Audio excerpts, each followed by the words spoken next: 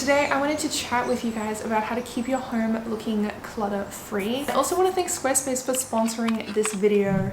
You can keep your web design clutter-free and easy to use by jumping over to Squarespace. I don't know about you guys, but I love a neat, tidy, relaxed home environment. I want things to like have a place where they belong and everything to not feel overwhelming when you walk into the space. And I love that in our new place, people have been walking in, they're like, oh my gosh, your house is so relaxing. I'm like, that's exactly the vibe that I want to go for.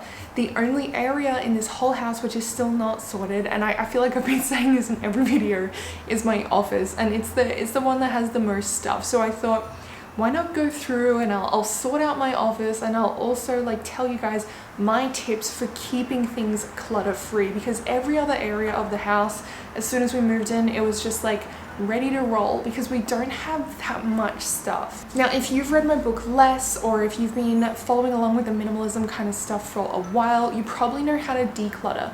Decluttering is the easy part. It's keeping things clutter-free, which is more difficult. I feel like I haven't made like a proper sit-down minimalism video in a while, and that's because I feel like I've pretty much exhausted the topic. I feel like if you go back through the minimalism playlist, there is so much stuff, but I don't think I've covered this, like how to actually keep things clutter-free. The first one, now this is like a pet peeve of mine, is dishes. I feel like dishes have to be done straight away or they build up, especially if you're someone like me who meal preps. Like on a day where I've meal prepped a heap of stuff, there's just like pans and pots and trays and knives and just so much stuff. So I honestly feel like you should do the dishes as soon as you can. So cook your food, eat your meal, and do the dishes straight away, or put them in the dishwasher straight away, like whatever option you prefer to clean. If I'm running the dishwasher, I'll always put it on before we go to bed, but most of the time we just run things through the sink like after we've eaten. The kitchen is such a high foot traffic area of the home that as soon as it's a little bit messy, it becomes very, very obvious because people are going to be going in there multiple times a day. So I feel like it is one of those areas which builds up quite fast. So that's why it's my first tip, and it's just to get in and do those dishes straight away and keep your kitchen counters looking clear and neat. While we're on the topic of counters, my next point is to keep your surfaces clear.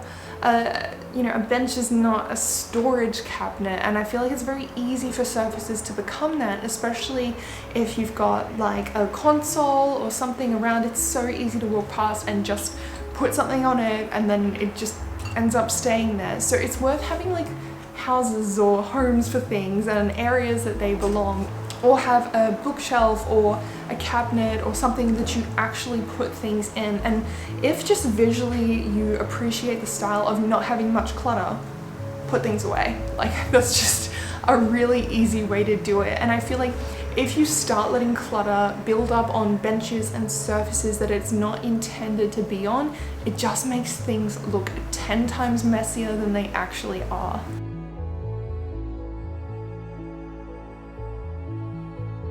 The next one is to do with wardrobe. I know for me personally, sometimes I would like come home from the gym, have a shower, put something on, only wear it for like an hour or two around the house, and then I would like get changed again to go out, or like get changed to go to bed, or whatever it might be. So there's definitely clothes that I go through that I'll wear and they'll just be like worn for an hour or two around the house, so they're not dirty but they're not fresh, and it's like, what do we do with them? So what I like to do is actually store those clothes separately. So you might want to hang them up so they can air out. I have a few hooks in the bathroom that I like to do this, or if it's something small or whatever, I might just like fold it up. And I have these little baskets in our cupboard which I'll actually store that clothing in, because we do have quite an open wardrobe, so it does actually get airflow. This way it doesn't feel like you're constantly doing laundry, because I feel like when you put something on and you throw it in the wash straight away when it's not actually dirty, you end up doing a lot more laundry, but then also your clothes wear down a lot faster. You shouldn't have to overwash your clothing items. That is a surefire way to make sure that they fall apart earlier than they need to. So to help your clothing last a little bit longer and to save on the amount of laundry you're doing, if something is not dirty and you've only worn it for a really short period of time, just store it separately.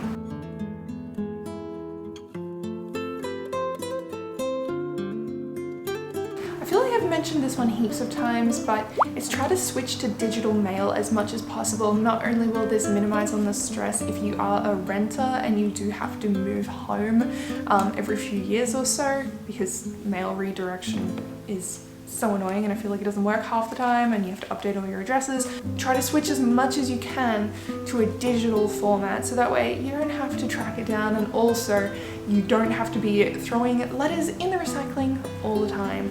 If you do still have to get physical mail for things, of course there's going to be some important documents and things which you cannot switch to digital. Sort them out as soon as you get home. When you get them, if it's junk, don't let it come through the door, and what you do bring in, sort it out straight away and have a safe space for keeping things.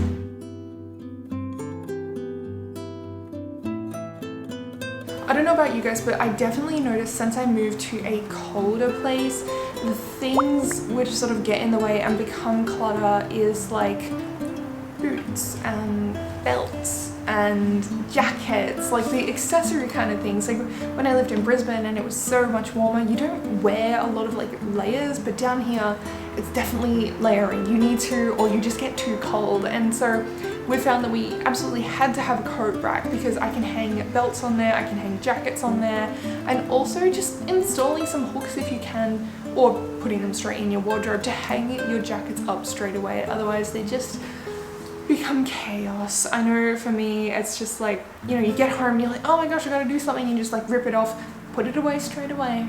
I feel like that's the easiest way to make sure these things aren't left in spaces that you need to keep clear.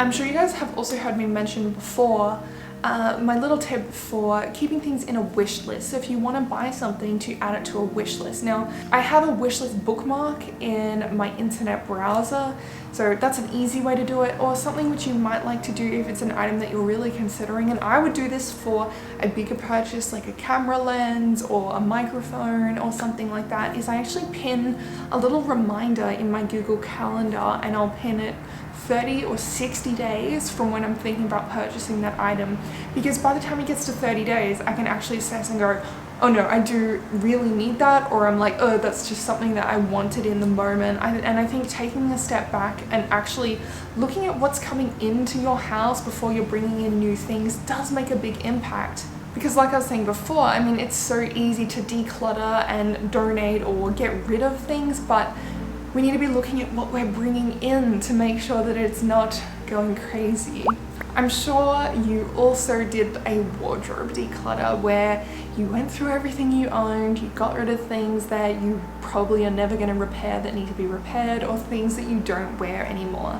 But I think moving forward, it's also important twice yearly or 4 times yearly, depending on what suits you. I prefer twice, to actually do a wardrobe audit where you go through what you own, see if it needs to stay there, or see if something needs replacing. So the reason I recommend twice a year is I would do one in summer and one in winter, especially if you live in a place where the seasons do feel quite different from each other. Because if you did it just in summer, you're not going to have enough winter stuff and you're going to be getting rid of things. Or if you did it just in winter, you probably feel not as prepared for summer. So that's why I recommend spacing it out, doing a couple so you can check in on things and see how your wardrobe is going.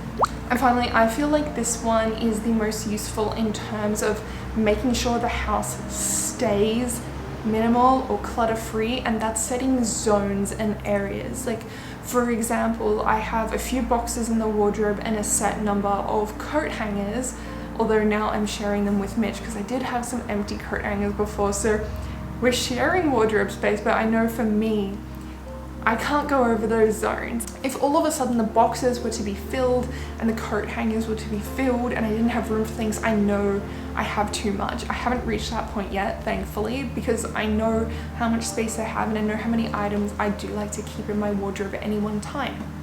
And the same thing can go for other areas of the house as well, like set zones for, like, if you have like a miscellaneous or a junk drawer, just keep it to that drawer. If it starts expanding into a second drawer, you know you need to sort something out in there and go through what's actually going on, or why you're continually having to add to that one space. For me, these are just really easy ways to keep things in check, and so I thought I would share it with you guys as well so that you don't have to go through the process of like decluttering and then it builds up and then you declutter again. It's not how you want to live, just decluttering all the time. It can feel a little bit wasteful. I would love for you guys to add your tips as well. Like if you have some preferred ways to keep things clutter-free, like obviously this is not an exhaustive list. I only went through 8 things. But feel free to add them in the comments section below. I would love to have your suggestions as well. So if anyone's looking for more ideas, all they need to do is scroll down and see what you guys would recommend too. I'd also like to say thank you to Squarespace for sponsoring this video. I have used Squarespace for my websites, both of them, for about 5 years now. So my Eat, Run, Live blog has been around for quite a while, and I started my second blog on there too.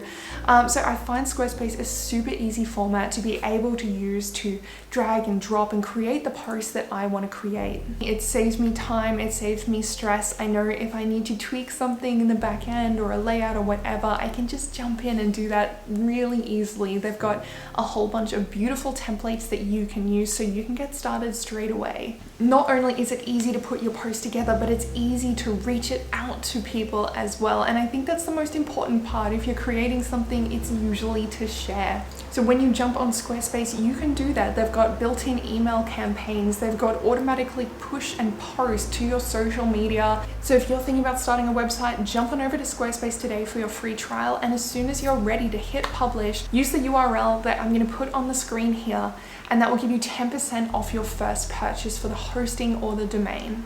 And once you get that custom domain, you can set up your emails through it and everything, keep it looking all slick and professional, and have your branding consistent across the board. I hope you guys enjoyed this video. If you do want more minimalism tips or ideas, check out the playlist. I will try to remember to link it in the description box for you guys. And I also have my book, Less.